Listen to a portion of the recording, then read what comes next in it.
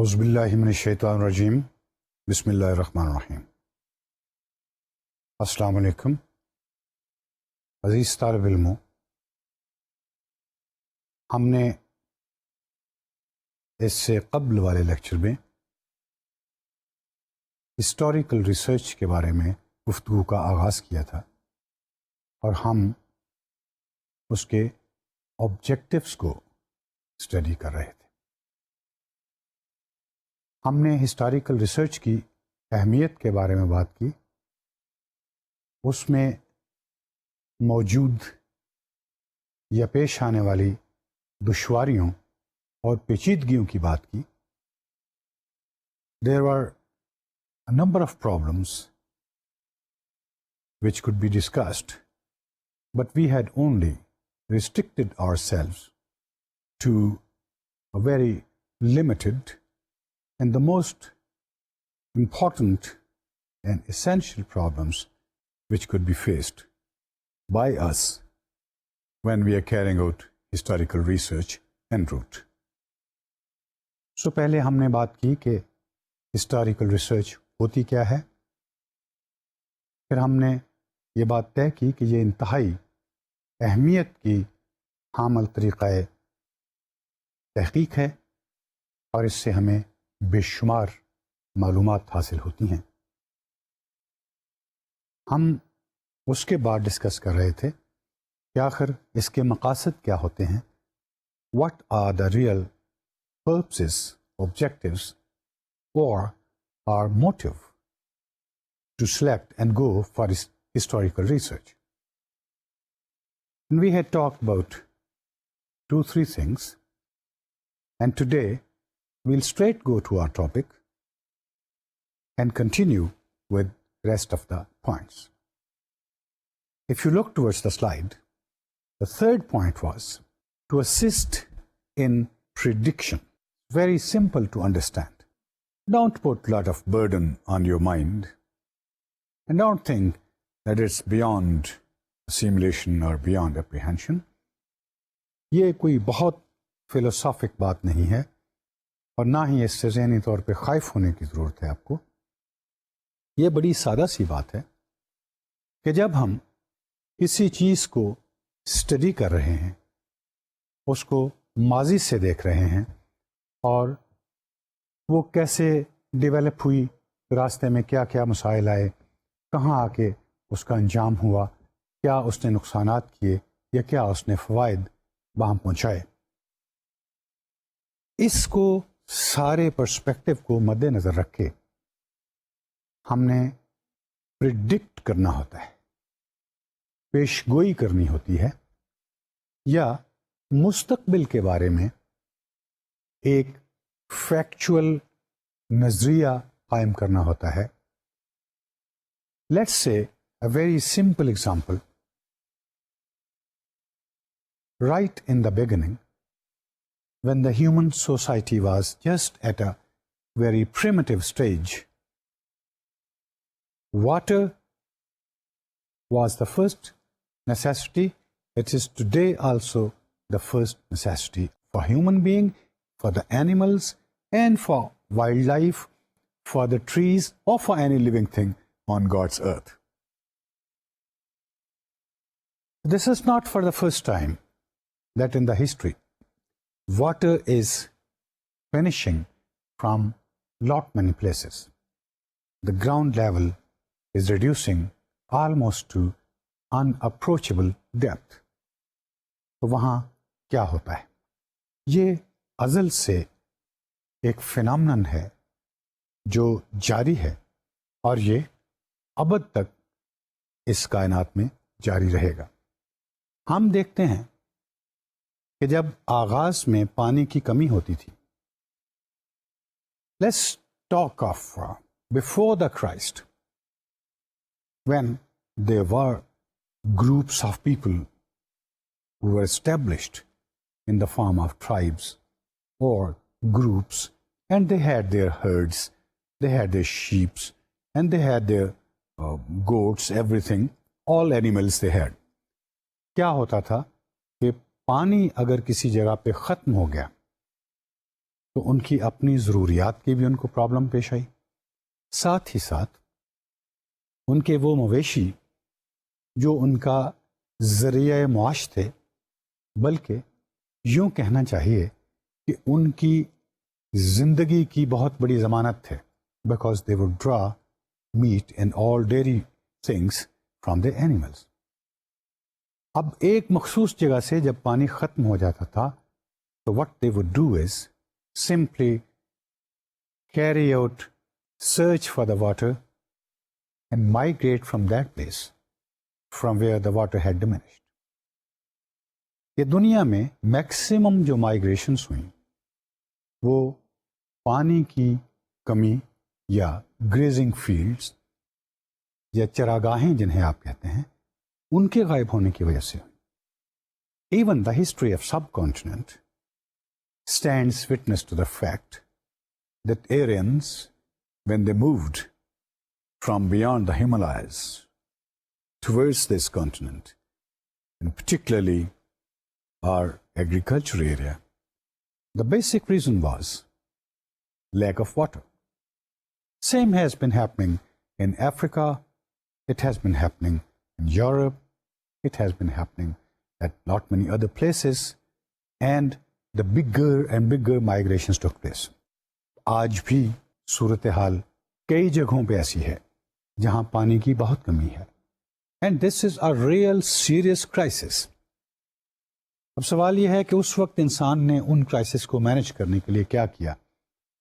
He had no tools, he had no real depth knowledge, he had no scientific research at his disposal, he didn't have mechanical machinery, he didn't have electricity. In one word, he didn't have the resources. So, he depended upon the blessings of the nature wherever it was available, and ultimately migrated to that place where the water and grazing fields were available to them. उसके बाद हम देखते हैं कि इंसान ने जूं-जूं उसकी population की ग्रोथ बढ़ती गई और सोसाइटीज ने जन्म लेना शुरू कर दिया। Lot of societies they came into being, मुआशरे तश्कील पाना शुरू हो गए। तो उनमें बहुत सारी जगहों पे इस पानी की वजह से लड़ाइयाँ भी हुई। There were lot of wars also, that was the second step. thirdly, then man started learning that it was very difficult to migrate from place A to place B. Why it was easier? Well, of course it was not easier, but really nothing was at stake when the primitive people they started migrating. उन्होंने अपने मवेशियों को लिया, हांका, खुद भी चल पड़े, जहाँ पानी मिला वहाँ रुक गए। लेकिन आज जब सोसाइटी आहिस्ता आहिस्ता डेवलप हो गई, 14th-15th सेंचुरी, उससे भी पहले, तो इतनी पॉपुलेशन हो गई और इतना लोगों ने अपने आप को एक जगह से मानूस कर लिया। They started building their permanent houses. They started dwelling on the resources which were available at that place permanently, and the massive other things also came into being. It was now not only man and his animal, but the man, of course, his animal, his agriculture, his little bit very old industry, his infrastructure, and lot of other paraphernalia. अब ये सारी चीज़ें उठा के इतनी बड़ी huge population के साथ किसी दूसरे माशरे में जाके माइग्रेट करना, it wasn't possible. Why? Because those who were occupying that place, they would resist. They would not let you stay there.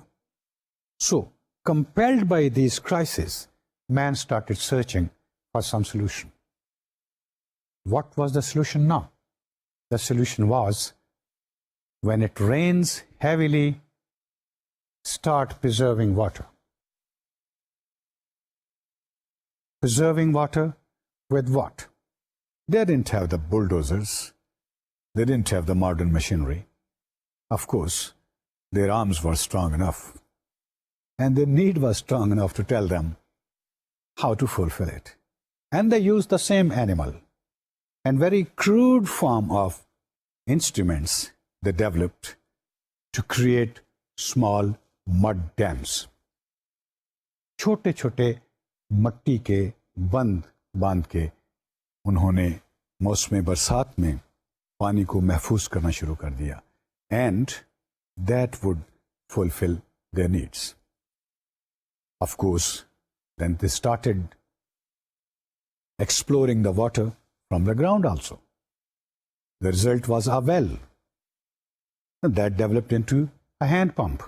And of course, then they started taking care of the water also. Now that's more important.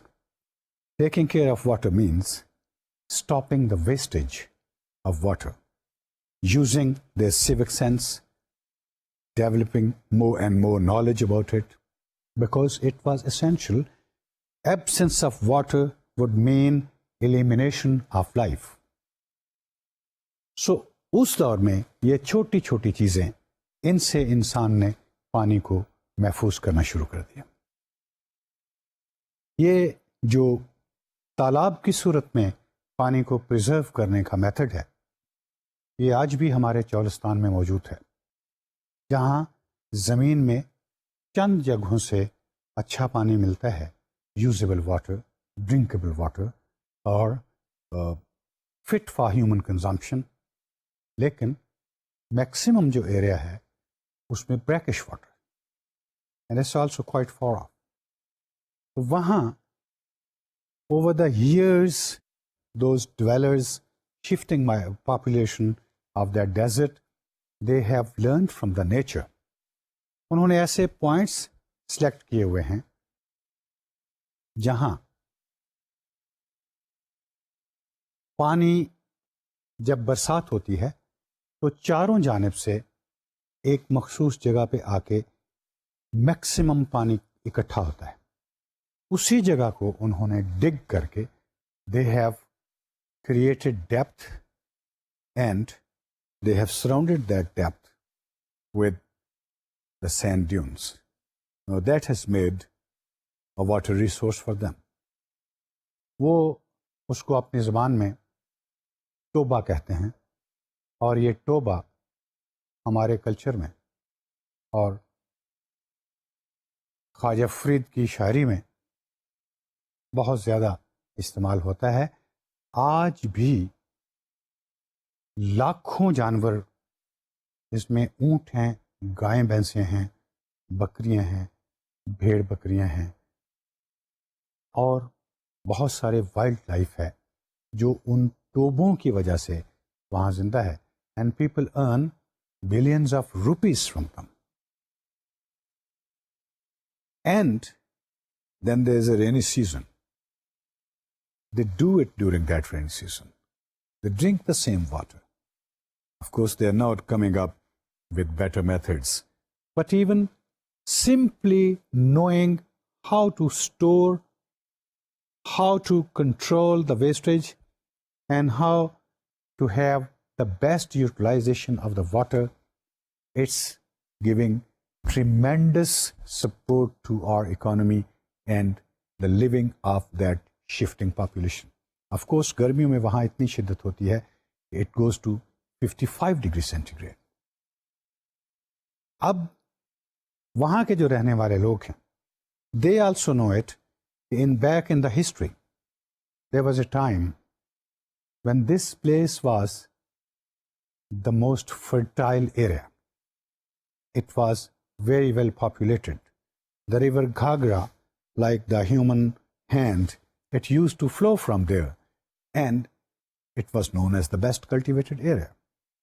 Also, if you ever happen to go there, you should see the fort created over there and the defense of that time, and even just near the creation of Pakistan, the maximum revenue was generated from there.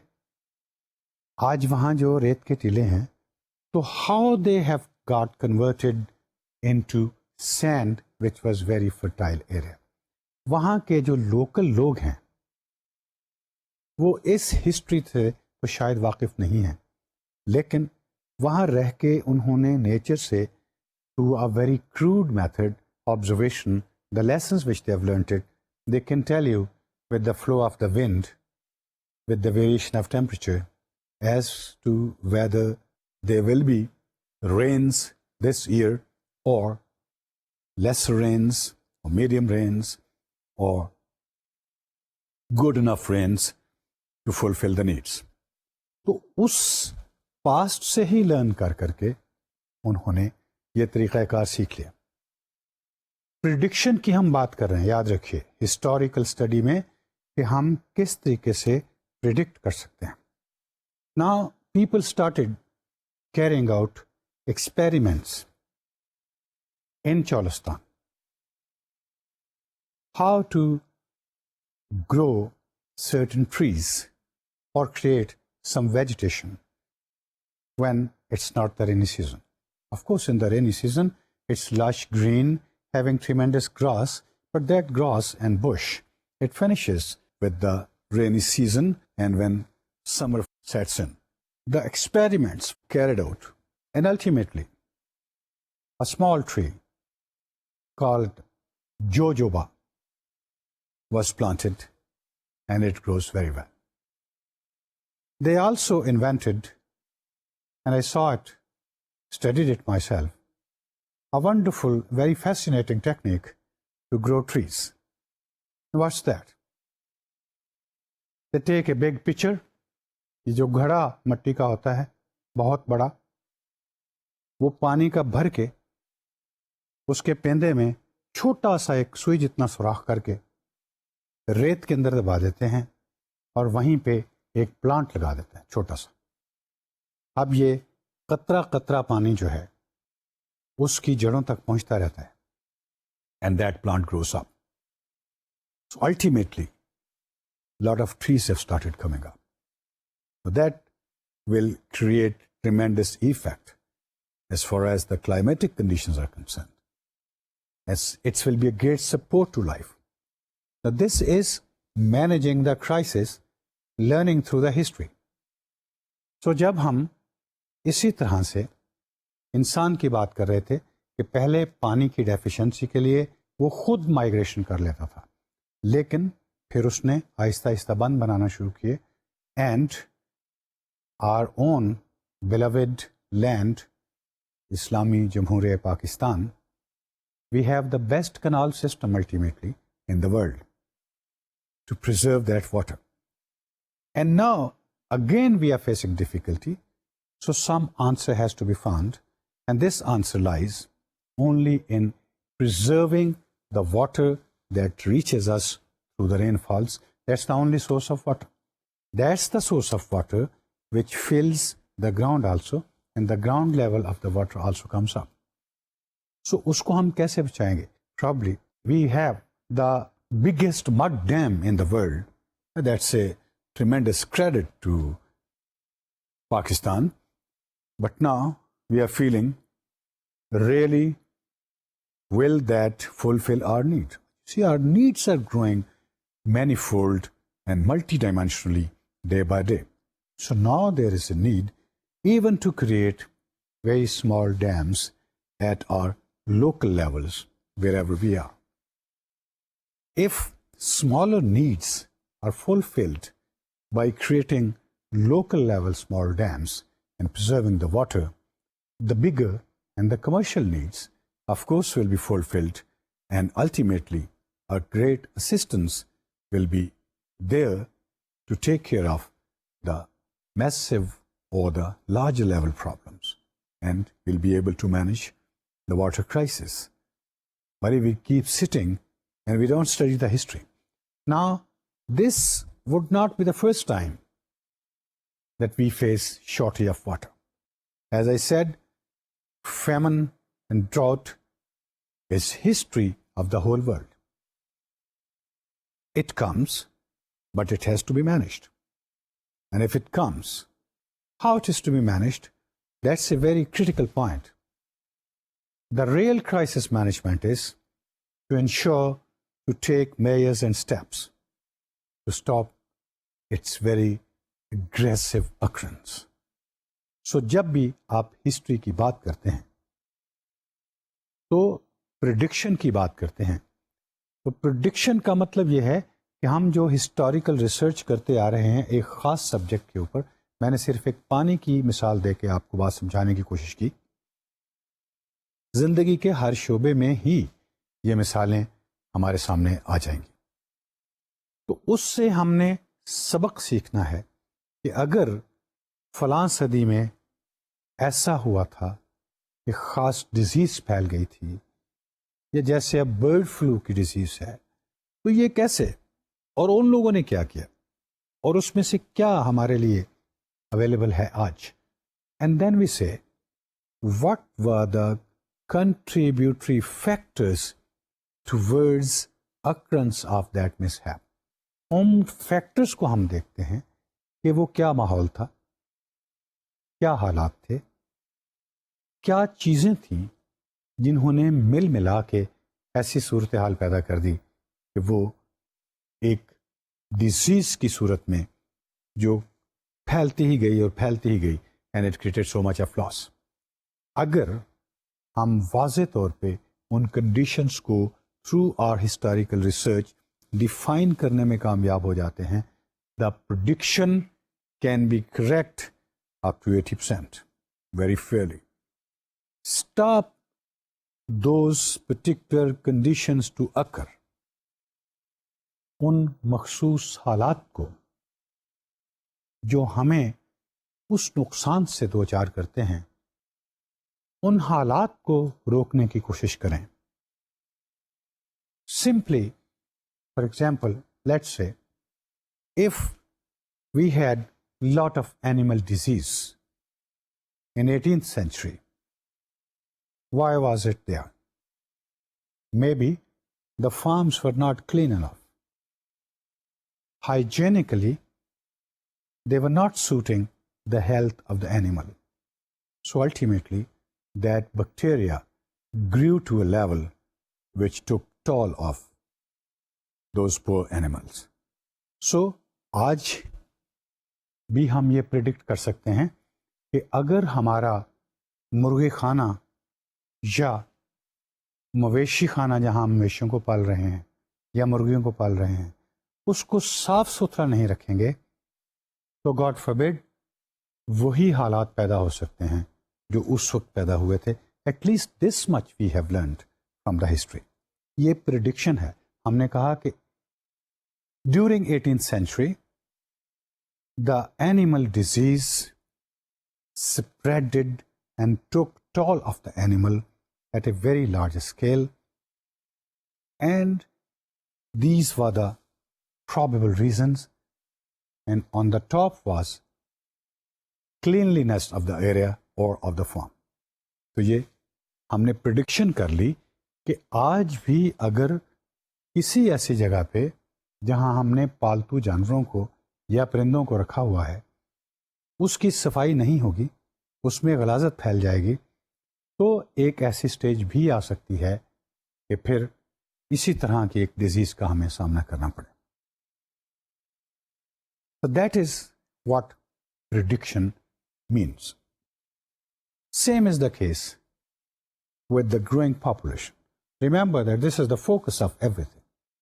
कि जहाँ जितनी thick population होती जाएगी वहाँ ventilation के chances भी कम होते जाएंगे, consumption of oxygen will be more, provision of oxygen will be less, suffocation will be more, and breathing comfortably would ultimately fall in those areas.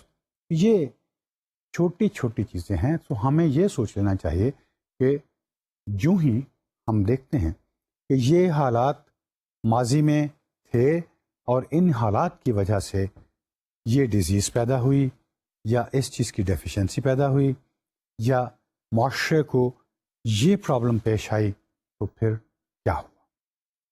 आज भी अगर वही हालात पैदा होंगे, अगर आज भी अगर हमने उन फैक्टर्स का ख्याल ना रखा So the same conditions can again be created and they can convert or assume the shape of crisis. So that is what the prediction of the study is. And if we cannot predict something from our hard work of historical research, that means we have just wasted time.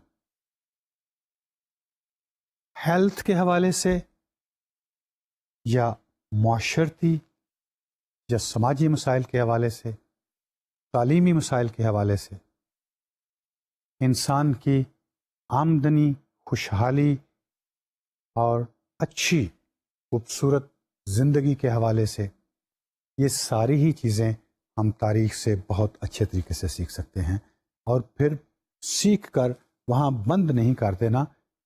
Remember, our real aim is to have a futuristic vision. कि मुस्तकबिल में वो सबक जो हमने सीखे या deductions जो हमने निकाली या स्टडी जो हमने की या नताइज जो हमने ख़ज़ किए, मुस्तकबिल में किस तरीके से वो हमारे काम आ सकते हैं. That is the true objective of historical research. And that's what we were talking about. This was the third point as far as the aims or objectives of historical research are concerned.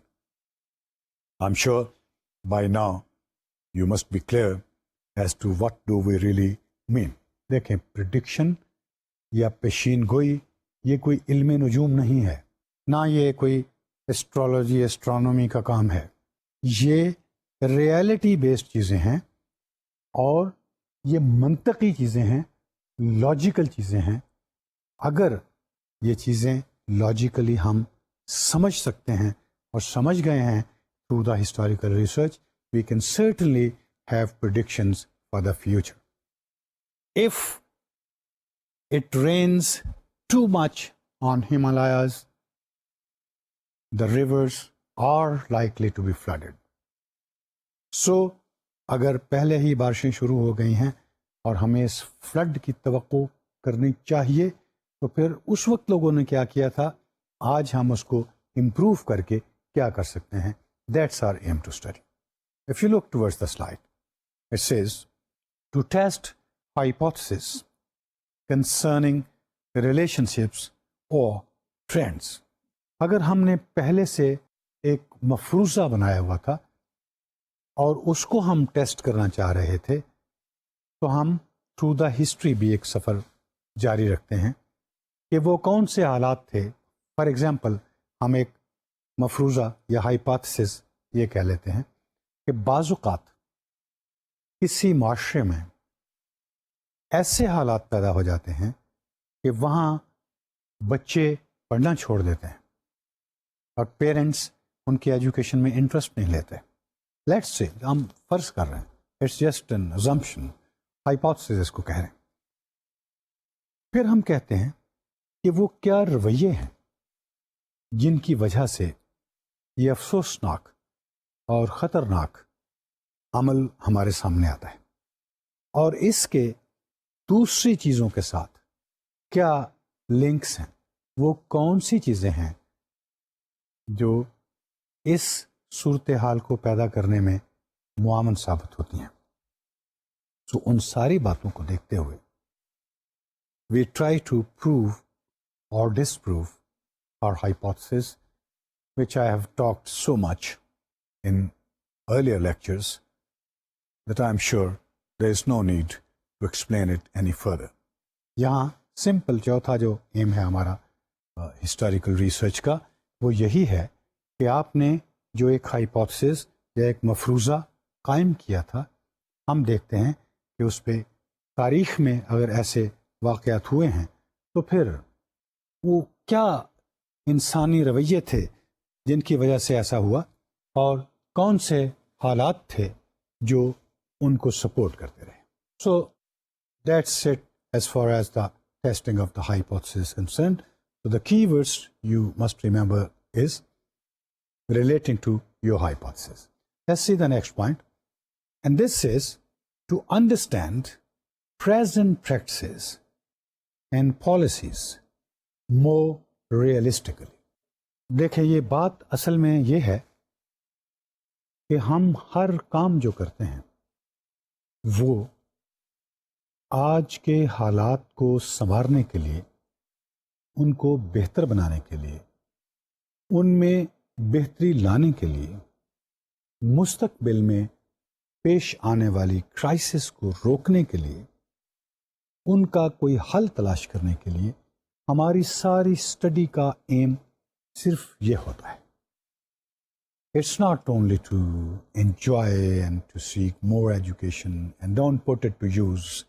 No, the aim is to know today's problems. और today's problems के लिए ही we go back to the history, we see the various scholars, we see the various recorders, we see the various writers, we study various phenomena and events, and the phenomena that we study, then we try to analyze and find out what is symmetrical and what assistance can we really seek from the history to improve the present set of circumstances or to overcome the likely or prevalent crisis in our own time in the contemporary era. So, the aim should be now very clear to you. This is all as far as your objectives are concerned. And now we'll go towards a technical thing. We'll start with the steps. This research is not only a haphazard phenomena or method or approach, and as a single person you're not totally authorized to move this way or that way or the way you like. We have to follow a system. Remember, we have been talking all along that we have to be systematic and logical. If we don't go systematically, we're likely to go wrong. So there are steps. Now what are the steps? Just look towards the slide. It says steps. The first step is defining the problem. We have carried out thorough study in our previous lectures about defining the problems. Now, remember that this is just the beginning. This is the sketch or the map or the diagram of the building which you are going to construct. And this has to be prepared very, very carefully.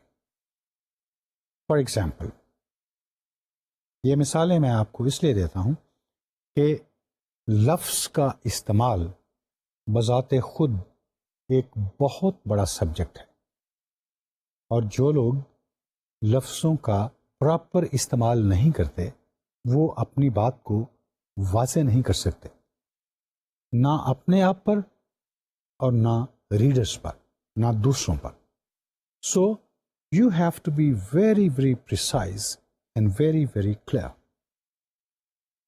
Now let's say if we want to define a problem in very, very simple words, we say the water sources in Cholistan are not enough to grow big jungles or forests. How can we plant at least 1,000 trees in 2 years' time without any external help in Cholistan? हमने time की भी theory ली, हमने दरख्तों की तादाद भी बता दी, हमने इलाका भी मखसूस कर दिया, उसकी डिमार्केशन भी हम बाद में कर सकते हैं, हमने ये हद भी लगा दी कि बाहर से हमने कोई असिस्टेंस नहीं लेनी, यहाँ के जो वसाइल मौजूद हैं कुदरती और फितरती, उनको एक्सप्लोर करना है, और उनको एक्सप्लोर करके ही, उनसे ही, उनकी मदद से ही 2 साल के अंदर अंदर 1000 दरख्त हमने उगाने हैं। Well, now this is a clear definition of the problem. इसकी और बहुत सारी मिसालें मैं आपको दे सकता हूँ जिससे आपकी ये प्रॉब्लम वेग हो जाएगी। मसलन आप सिर्फ ये कहें कि हम चोलिस्तान में दरख्त कैसे उगा सकते हैं, या हमें चाहिए कि हम चोलिस्तान में जल्द अज जल्द जितने ज़्यादा से ज़्यादा दरख्त उगा सकते हैं उगा दें। अब ये सारी बातें आपने लॉजिकल नहीं की, क्लियरली नहीं की, और इसी से आपका जहनी रवैया भी ज़ाहिर हो जाता है। Your mental attitude is also visible and evident from the statement which you record. So, dear students, be very sure that when you undertake our research work, your first and the foremost problem is to clearly define the problem that you are going to address. So, historical research में भी सबसे पहला step आपका यही है. Now, where the historical research differs with the other types of researches. This is a very, very valuable information for you. Look at the slide. It says, locating relevant sources. अब हमने पहले तो बात ये की कि डिफाइन कैसे problem को करना है। जब आपने प्रॉब्लम को डिफाइन कर लिया, अब आपने हिस्ट्री में जाना है। You have to study the history. अब जब आप हिस्ट्री की बात करते हैं, this is again a very big word and of course a very vague word. आप कहते हैं जी मैं हिस्ट्री में देखते हैं कि क्या होता है। सो अगर आपसे कोई ये सवाल पूछे कि what do you precisely mean by history, कि हिस्ट्री में देखते हैं, तारीख में देखते हैं, तारीख तो अरबों किताबों का नाम है, लातादाद बिल्डिंगों का नाम है, बेशुमार मिटी हुई तहजीबों का नाम है, करोड़ों ऐसी दरियाओं की गुजरगाहों और खुश्क समंदरों का नाम है। आप किसकी बात कर रहे हैं? किस चीज को आपने स्टडी करना है? You see, history is very vast, but you have to refine yourself. You have to find out a straight path. You have to limit your corridor, and in that corridors you have to move in order to reach your destination. इसके लिए अब हमें sources को तलाश करना होगा, and this is a gigantic task. It's a difficult task. कि research तो आप पानी के बारे में कर रहे हैं और किताबें आपने हेल्थ के लिए मुंतखब करना शुरू कर दी। रिसर्च तो आप चोलिस्तान के इलाके में दरख्त उगाने के लिए तारीख में देखना चाहते हैं कि आपको क्या असिस्टेंस मिल सकती है, तो आप इटली के पहाड़ी सिलसिले को स्टडी करना शुरू कर देते हैं। That's not real. You have to find out now the relevant sources. And what are the types of sources and categories of sources? First, you should know that. देखिए, ये बात याद रखें कि हम जब भी किसी से कोई डिस्कशन करते हैं या गुफ्तगू करते हैं, तो हम ये कहते हैं कि जी मैंने तो ये बात किताब में पढ़ी थी, आप कैसे कह सकते हैं कि ये गलत हो सकती है? अब आपने सिर्फ इतनी सी बात की है कि ये किताब में आपने पढ़ी थी। Now there are 101 questions. भाई किस किताब में आपने पढ़ी थी? वो किस शख्स ने लिखी थी? उसकी अपनी क्वालिफिकेशन क्या थी? उसका अपना एक्सपीरियंस क्या था? उसके क्रीडेंशियल्स क्या थे? Was he really capable of writing and producing that book? वो किसने छापी थी? क्या उसके बारे में इससे पहले किसी ने कोई कमेंट्स भी दिए हैं? उसकी ऑथेंटिसिटी की आपके पास क्या दलील या क्या रीज़न है? ये आप बहुत कम सोचते हैं, और यहीं आके सारा काम खराब हो जाता है। Because that's where they say little knowledge is dangerous knowledge or dangerous thing.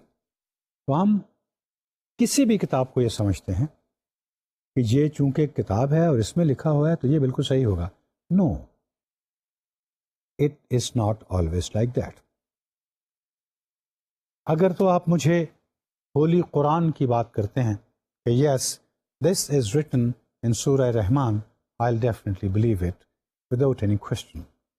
Well, again, that depends upon your interpretation. How do you interpret? But if you say that you had studied it in the book of a traveler who belonged to Latin America and for one night stayed in Cholistan, well, probably I'm not going to believe it.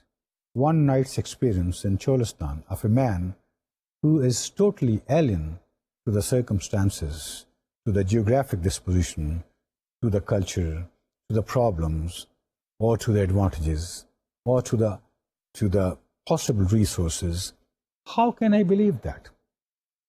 So याद रखें कि जब आप historical research के लिए जाते हैं तो पहले आपने जो अपने सोर्सेज हैं उनको तलाश करना है. अगर आपको सही सोर्सेज मिलेंगे तो आपको सही इंफॉर्मेशन भी मिलेगी. अगर सही सोर्सेज नहीं मिलेंगे तो सही इंफॉर्मेशन नहीं मिलेगी. सोर्सेज की कुछ अकसाम भी हैं जिन्हें आप कैटेगरीज कह लीजिए. So let's go for the categories of the sources. The first category is primary source. What's primary source? It reads, primary source is one prepared by an individual who is a participant in or a direct witness to the event being described. देखें, इसमें हमने जो बात की है, primary source का मतलब है इब्तदाई पहला और काबिले तवज्जो और इंतहाई अहमियत का हामिल सोर्स, जरिया. ये वो शख्स है जिसने किसी खास इवेंट में या तो खुद हिस्सा लिया या उसने उसको अपनी आंखों के सामने होते हुए देखा और फिर उसको रिकॉर्ड किया या वर्बली आपको एक्सप्लेन किया, और ही recorded it through the words. जैसे हम एक क्रिकेट मैच या हॉकी मैच का सिंपल सी एक एग्जांपल लेते हैं. एक शख्स ने अगर वर्ल्ड लेवल पे उस टीम में शामिल रह के as a participant, as a player हिस्सा लिया, उसकी ज़बानी हम रुदाद सुनते हैं, तो वो प्राइमरी सोर्स है. या वो शख्स जो बाहर बैठ के फ्रंट रो में वो मैच देख रहा था और उसमें वहाँ उस लड़ाई झगड़े को भी देखा और बॉल टेम्परिंग को भी देखा, या जो डिफरेंसेस क्रिएट हुए उनको भी देखा, लोगों के जेस्चर्स को भी देखा, वो प्राइमरी सोर्स है. और अगर उसने ये सारी तहरीर लिख दी किताबी सूरत में या आर्टिकल या मजमून की सूरत में, तो हम उसको कहेंगे कि ये प्राइमरी सोर्स है. Well, there are many ifs and buts in the primary sources also, because if a man is absolutely illiterate, but he is a wrestler of global level, you can talk to him. He maybe explain the things to you of any bout that he had verbally, but he can't write it for you. और अगर उसने 5, 6, 10 इमारतें पढ़ी हुई हैं और अपनी टूटी फूटी ज़बान में कुछ लिख भी दिया है, तो that may not be really expressing the true happenings. It is only his attempt. Although the source is primary, but a little can be extracted from that. So, I'm sure now you know what's a primary source. Let's go back to the slide. It says secondary source. So, what's a secondary source? It reads, on the other hand, a document prepared by an individual who wasn't a direct witness to an event, but who obtained his or her description of the event from someone else. देखिए कि जैसे हमने छोटे से cricket match की बात की या हॉकी मैच की या एक मेला देखने की बात की, तो जो शख्स वहाँ मौजूद था जब वो डिस्क्राइब कर रहा होता है, बात कर रहा होता है, एक्सप्लेन कर रहा होता है या लिख रहा होता है, खुद लिख रहा होता है, वो प्राइमरी सोर्स है. लेकिन अगर वही शख्स उसने let's say a man A was present as a primary source, but a person named B, he went to him and he talked to him about a particular happening. उसी match की मिसाल ही ले लें कि वो शख्स वहाँ मौजूद नहीं था, लेकिन उसने उस खिलाड़ी से या उस तमाशाई से जो मैच देख चुका था उसके साथ बैठ के गुफ्तगू की और अपने तरीके से उस गुफ्तगू को उसने रिकॉर्ड कर दिया. अब जब वो खुद रिकॉर्ड कर रहा है तो वो सेकेंडरी सोर्स हो गया. सेकेंडरी सोर्स किस तरीके से हो गया?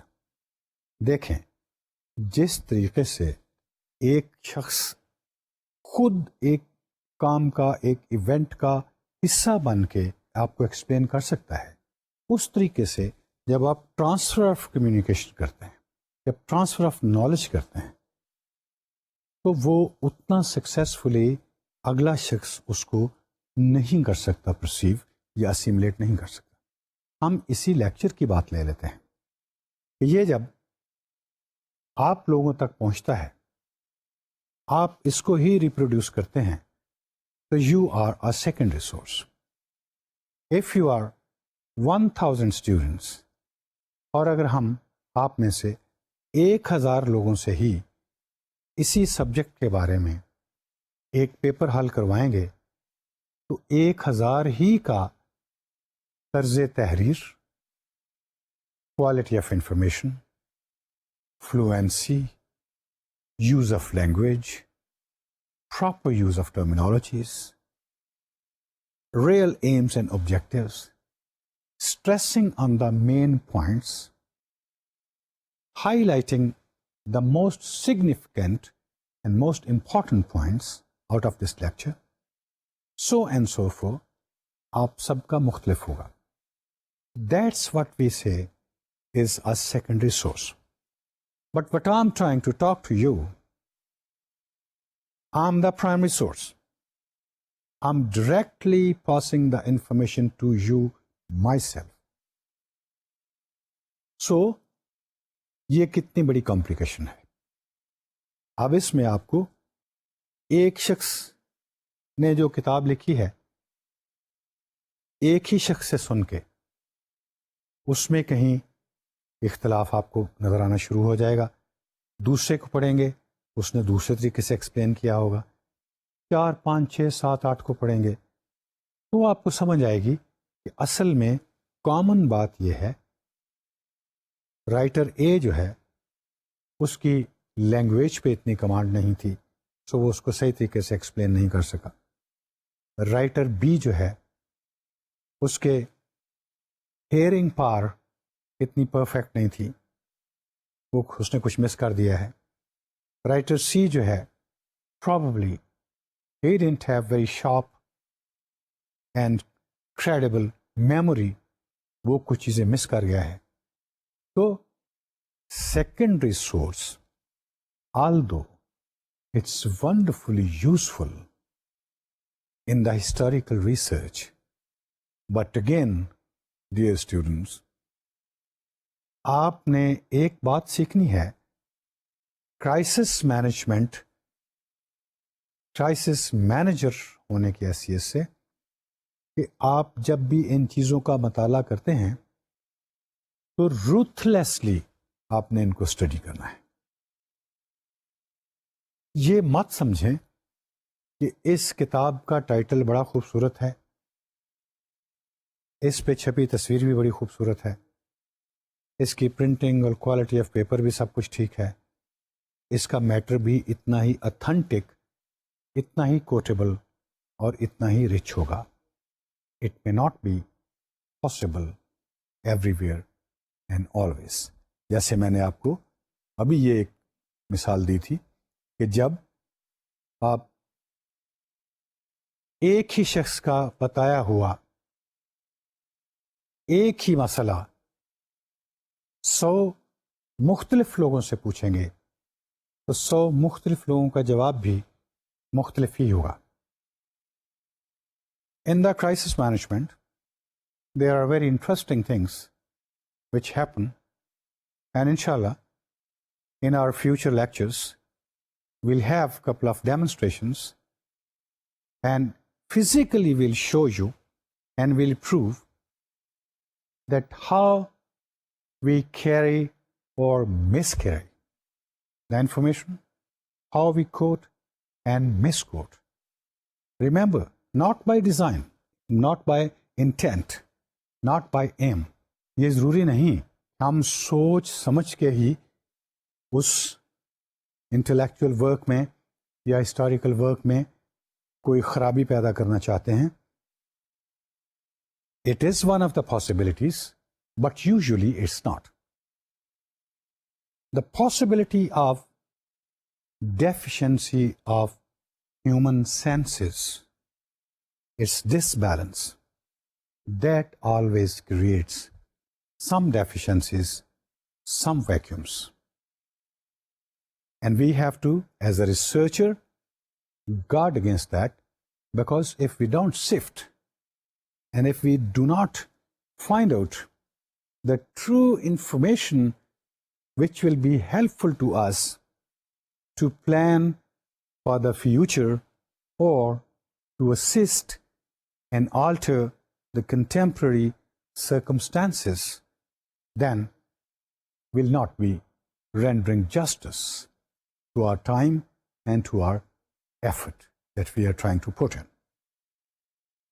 So, हम इस पे फर्दर इंशाल्लाह अगले लेक्चर में तफसील से पढ़ेंगे, लेकिन आज जो हमने गुफ्तगू की अगर उसको हम समराइज करें तो हम पहले ये बात कर रहे थे कि हिस्टोरिकल रिसर्च के ऑब्जेक्टिव्स क्या हैं, और उसमें एक अहम बात हमने ये की कि इसका एक मकसद प्रिडिक्शन भी है.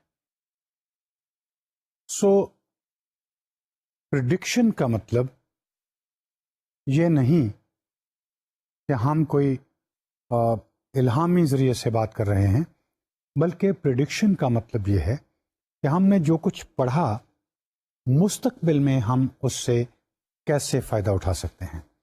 That is what precisely we mean by prediction. मुझे एक दिलचस्प बात याद आ रही है.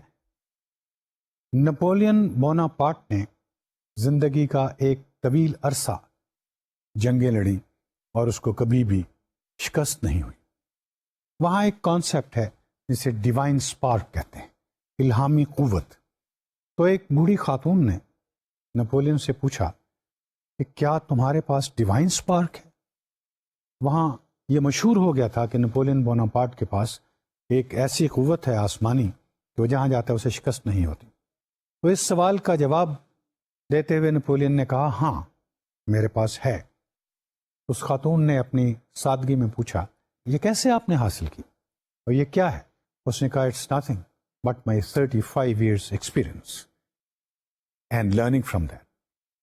वो हर जंग के बाद भी उसको स्टडी करता था, एनालाइज करता था और उससे सबक अखज़ करके आज उसकी इतनी वलूमनस किताब भी हमारे पास मौजूद है.